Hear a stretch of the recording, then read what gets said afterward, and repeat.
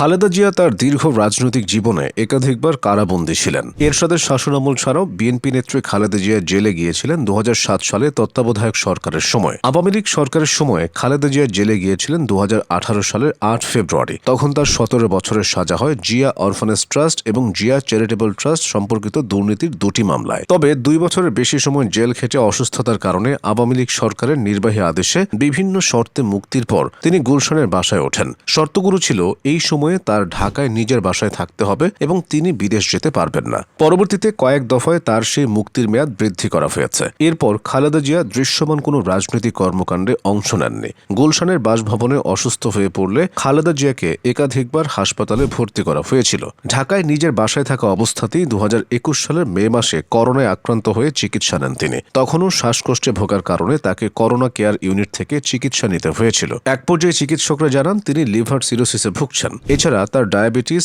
Arthritis, kidney ও হৃদরোগের জটিল সমস্যা রয়েছে। বিদেশে উন্নত চিকিৎসার জন্য খালেদা জিয়ার পরিবারের সদস্যরা একাধিকবার আবেদন করলেও সরকারের পক্ষ থেকে বলা হয়েছে সাজাপ্রাপ্ত আসামি হওয়ায় আইনগত কারণে এক্ষেত্রে সরকারের কিছু করার নেই। পরে 2024 সালের জুনে তার হৃৎপিণ্ডে পেসমেকার বসানো হয়। তখনও তিনি মূলত হার্ট, কিডনি এবং লিভার সহ বিভিন্ন ধরনের রোগে ভুগছিলেন, যা তার শারীরিক অবস্থাকে জটিল করে তুলেছিল।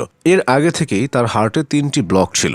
আগে একটা রিংও পরানো হয়েছিল। এছাড়া 2024 সালের জুনে পোর্টো সিস্টেমেটিক অ্যানাস্টোমোসিসের মাধ্যমে খালেদা জিয়ার লিভারের চিকিৎসাও দেওয়া হয়েছে বিদেশ থেকে ডাক্তার এনে। গত বছর জুলাই গণ অভ্যুত্থানে শেখ হাসিনা সরকারের পতনের পর 2024 সালের 5 আগস্টেই নির্বাহী আদেশে মুক্তি পান খালেদা জিয়া। এরপর চলতি বছরের জানুয়ারিতে চিকিৎসার জন্য লন্ডনে গিয়েছিলেন তিনি। তখন তাকে কাতার এয়ারওয়েজের একটি বিমানে করে নেওয়া হয়েছিল, যাতে ভেন্টিলেটর, ডিফিব্রিলেটর, ইনফিউশন পাম্প ও উন্নত কার্ডিয়াক মনিটর সহ জরুরি চিকিৎসার ব্যবস্থা করা ছিল। লন্ডনে 4 মাস থেকে দেশে ফেরার পরও খালেদা জিয়াকে কয়েকবার হাসপাতালে যেতে হয়েছে। তবে শারীরিক অবস্থা স্থিতিশীল হওয়ার পর তিনি গুলশানের বাসাতেই অবস্থান করছিলেন। 2024 সালের আগস্টে গণ আন্দোলনের মুখে শেখ হাসিনা ক্ষমতাচ্যুত হয়ে ভারতে পালিয়ে যাওয়ার পর নির্বাহী আদেশে মুক্তি পান খালেদা জিয়া। এরপর তাকে সীমিত পরিসরে দলের রাজনৈতিক কর্মকাণ্ড এবং রাষ্ট্রীয় ও কূটনৈতিক অনুষ্ঠানে যোগ দিতে দেখা গেছে। সবশেষ 21 নভেম্বর সশস্ত্র বাহিনী দিবসের অনুষ্ঠানে যোগ দিতে রওনা দিয়ে গাড়িতে উঠেই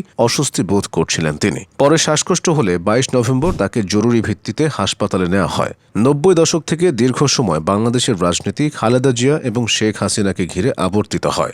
বয়স ও অসুস্থতার কারণে খালেদা জিয়া দীর্ঘ সময় নিষ্ক্রিয় থাকলেও 5 আগস্ট পরবর্তী সময়ে বাংলাদেশের সক্রিয় রাজনৈতিক দলগুলোর মধ্যে আন্দোলনের ভূমিকা নিয়ে মত পার্থক্য দেখা গেলেও খালেদা জিয়াকে আন্দোলনে যুক্ত সব পক্ষই সম্মানের চোখে দেখেছে।